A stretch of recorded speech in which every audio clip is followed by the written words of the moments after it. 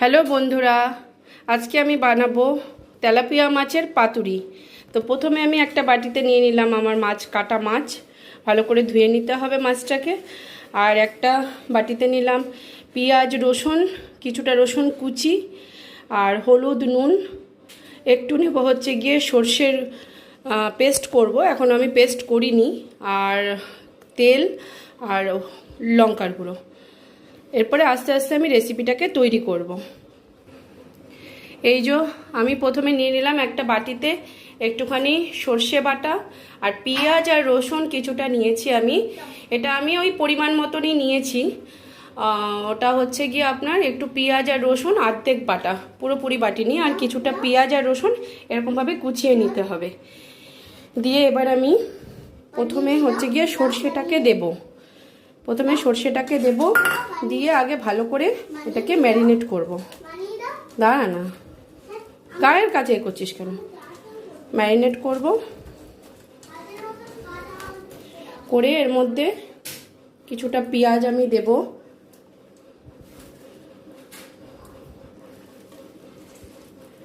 দিয়ে ভালো করে এটাকে আমি ম্যারিনেট করব। এর মধ্যে কিছুটা দেব আমি তেল, পরিমাণ মতন একটু তেল দিয়ে দিতে হবে। তারপর এতে দেব একটু হলুদ, লঙ্কার গুঁড়ো,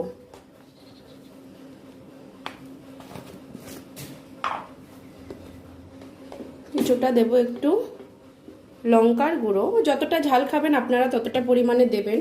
আমাদের বাড়িতে একটু ঝালটা বেশিই চলে, সেই জন্য আমি আজকে একটু ঝালটা একটু বেশি করে দেব।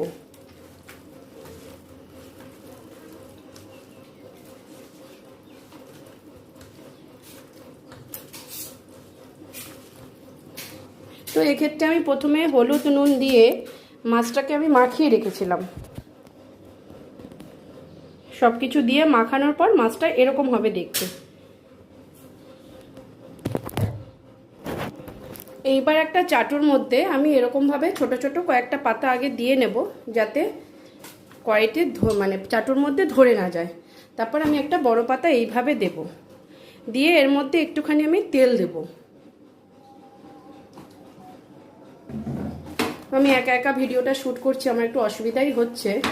এইভাবে তেলটা ভালো করে মাখিয়ে নেব। যতটা জায়গায় মাছ দেব তেলটাকে ভালো করে মাখিয়ে নেব। নেওয়ার পর এরকম পাতাটা মিডিলে নেব। নেওয়ার পরে এরকম একটা একটা করে মাছ আমি সুন্দর করে এরকমভাবে এখানে সাজিয়ে দেব। একটা একটা করে মাছ এইভাবে। আপনারা চাইলে অন্যরকমভাবেও সাজাতে পারেন। এরকমভাবে সব আমি মিলিয়ে মিশিয়ে সব মাছগুলোকে আমি একে একে সাজিয়ে দেব।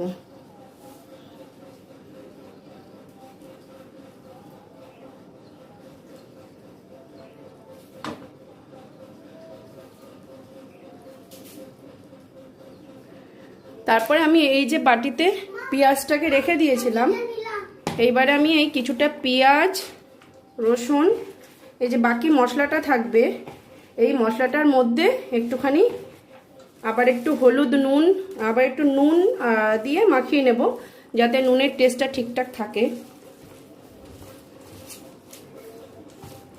এভাবে মাখিয়ে নেব ভালো করে চটকে, যাতে পাতার মধ্যে পুরো ফ্রাইটা হবে, তো যাতে ভালোভাবে হয়।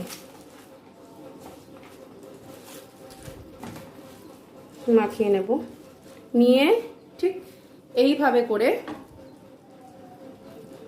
করে সাইডে সাইডে আমি সুন্দর করে পেঁয়াজ, রসুন এই সবগুলো মশলা যা আমার করা আছে দিয়ে আমি সুন্দর করে সাজিয়ে দেব। এইভাবে দেখতে হবে সাজানোর পরে ব্যাপারটা। দেখুন, এখন এই দেখে মনে হচ্ছে না লোভ লাগছে খেতে? এইভাবে সাজাতে হবে। সাজিয়ে গ্যাসটাকে সিম করে জ্বালিয়ে দিতে হবে। একদম জোরে জ্বালালে হবে না, গ্যাসটা আস্তে করে জ্বালিয়ে রাখতে হবে, যাতে পাতাটা না পুড়ে যায়।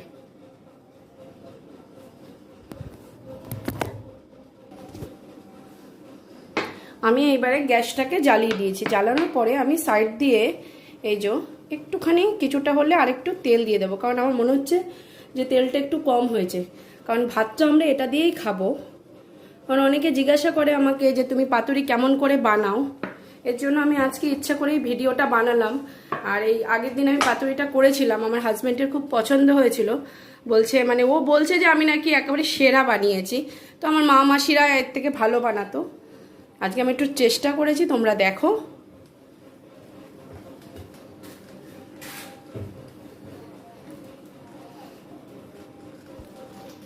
চুলার আঁচটাকে আমি একটু কমিয়ে রেখেছি। এই যে এইভাবে ফ্রাই প্যানের মধ্যে করে পাতাটা রেখে এরকমভাবে মাছটা ভাজতে হবে।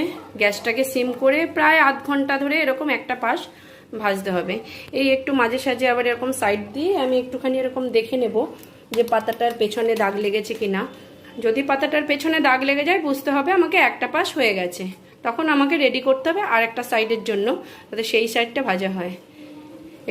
এটা একটুখানি টাফ ব্যাপার, কিন্তু রান্নাটা একদিন মানে করে যে দেখবে বা যে খেয়েছে সে জানে এটা যে কত টেস্টি খাবার।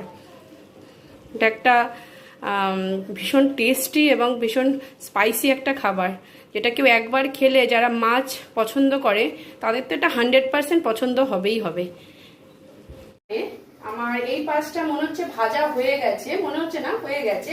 এইবার আমি এই পাতাটায় এ পাশের পোর্শনটা আমি ভাজবো। ঠিক আছে, তোমরা দেখো আমি কিভাবে করি, কারণ এটা সবাই পারে না, একটা টেকনিক আছে। আমি এই সময় গ্যাসটাকে অফ করে দেবো, দিয়ে আমি পাতাটাকে এই সাইডে রাখবো। রেখে আমি এরকম একটা পাতলা কোনো থালা নিতে হবে। ঠিক আছে, এরকম একটা পাতলা থালায় আমাকে এটাকে এরকম ভাবে করে আস্তে করে টেনে নিতে হবে, যাতে এটা সমানভাবে এরকম ভাবে আসে। তারপরে আমি এরকম আর একটা পাতলা থালা নিয়ে নেব, এরকম ঠিক আর একটা পাতলা থালা এরকম নিয়ে নেব। নিয়ে আমি যেটা করব সেটা হচ্ছে এই যে পাতাটা আছে, এই পাতাটা এই মুহূর্তে আর তেল ফেল কিছু দিতে হবে না। এই পাতাটার মধ্যে আমি এরকম ভাবে করে চাপাবো মাছটাকে, এরকম ভাবে করে চাপা দেবো। দিয়ে আমি এই যে আর একটা থালা নিয়েছিলাম এটা দিয়ে এইভাবে করে এটাকে মরবো, যাতে পুরো মাছটা কভার করে। এবার আমার হাতে যাতে না তাপ লাগে সেই জন্য একটা এইভাবে কাপড় দিয়ে নেব। একটু আমি নিচের দিকে এদিকে টেনে আমি এটাকে এরকম ভাবে করে কাপড় দিয়ে এই যে এরকম হবে ব্যাপারটা দিয়ে আমি এরকম করে উল্টে দেব। দিলে পরে এই ঢাকনাটা তুলে নিলাম। দেখো কি সুন্দর, দেখো আমার একটা পাশ দেখো কি সুন্দর, একটা সাইড আমার ভাজা হয়ে গেছে। এইবারে আমাকে কড়াইয়ের মধ্যে দিতে হবে পরের পাশটা ভাজার জন্য। আমি আবার আরেকটা হচ্ছে গিয়ে উপরে কলা পাতা দিয়ে নেবো, যাতে পরের পাতাটা না তলার দিকে ধরে যায়। তো আরেকটু কলা পাতা দিয়ে নেবো। দেখছি আমি পাতাগুলো পুড়ে গেছিল, তো আমি এইভাবে করে আবার মাছটাকে ফ্রাই প্যানের মধ্যে আবার বসিয়ে দেবো। দিয়ে মাছগুলোকে একটু সুন্দর করে দেখে নেব। এরকম ভাবে ভাজবো মোটামুটি আরো আধা ঘন্টা এরকম ভাবে ভাজবো। ভাজার পরে আমার মাছটা রেসিপিটা পুরো তৈরি হয়ে যাবে। এরকম ভাবে ভাজবো। ভাজার পরে আমার যদি মনে হয় তখন আমি এরকম ভাবে করে একটু চামচে করে নিয়ে আবার একটুখানি তেল এরকম করে চারিদিক থেকে আমি ছড়িয়ে দেব, যাতে তেলটা মোটামুটি সব মাছের মধ্যে যায়, এরকম ভাবে করে যায়। অনেকে বলে যে পাতায় ভাজা করে তেল হয়তো কম লাগে, কিন্তু আমরা করি, আমরা খাই, তো এটা পুরো তেলের ওপরই রান্নাটা হয়, প্রচুর তেল লাগে এই রান্নাটা করতে, আর অনেকটা টাইমও লাগে, ধৈর্যও লাগে, কিন্তু হ্যাঁ খেতে খুব টেস্টি হয়। তোমরা একদিন করে দেখো, একদিন খেয়ে দেখবে যে কেমন লাগে। এইভাবে করে আমি আরো আধা ঘন্টা ভাজবো।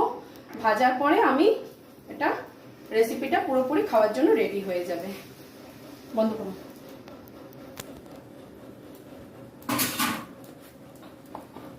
ওইটা মারো। এইবার আমার পাতায় ভাজাটা রেডি হয়ে গেছে। এইবারে দেখো এই পাতাগুলো সাইড দিয়ে একটু পুড়ে পুড়ে গেছে, তলাতেও একটু দাগ হয়ে গেছে। হ্যাঁ আমি দেখে নিলাম তলার দিকটাও একটু দাগ হয়ে গেছে। পাতাগুলো এরকম ভাবে পুড়ে পুড়ে গেছে, তলার দিকে দাগ হয়ে গেছে। আর মাছগুলো এরকম ভাবে একটু চামচ দিয়ে তোমরা একটু সাইড দিয়ে দেখে নিতে পারো দাগ হয়ে গেছে কিনা। তো এরকম ভাবে একটু দাগ হয়ে যাবে। হয়ে যাওয়ার পরে আমার জিনিসটা খাওয়ার জন্য রেডি হয়ে গেছে। এবারে তোমরা দেখো এইভাবে মাছ রান্না করে অবশ্যই খেতে ভালো লাগবে। প্রত্যেক দিনের ঝাল ঝোল সব খেতে খেতে মানে আমাদের একরকম লাগে, তো এটা একটু অন্যরকম পাতুরি, সবাই পারে না। আমি ওই জন্য ভিডিওটা শেয়ার করছি। তোমরা একটু রান্না করে দেখো, যদি ভালো লাগে অবশ্যই লাইক কমেন্ট শেয়ার করো। Bye bye.